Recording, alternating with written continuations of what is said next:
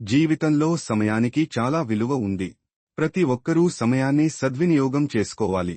లేదంటే సమయం మనల్ని వెనక్కి నెట్టేస్తుంది.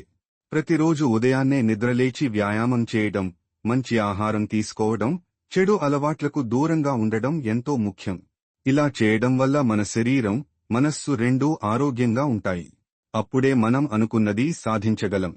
ఒక పరిశోధన ప్రకారం ఉదయాన్నే వ్యాయామం చేయడం వల్ల రోజంతా ఉత్సాహంగా ఉండొచ్చు.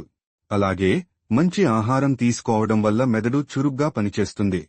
చెడు అలవాట్లకు దూరంగా ఉండడం వల్ల జీవితం మరింత ఆనందంగా, ఆరోగ్యంగా మారుతుంది. ఒక కథ చెప్తాను వినండి. ఒక గ్రామంలో లక్ష్మణ్ అనే ఒక యువకుడు ఉండేవాడు.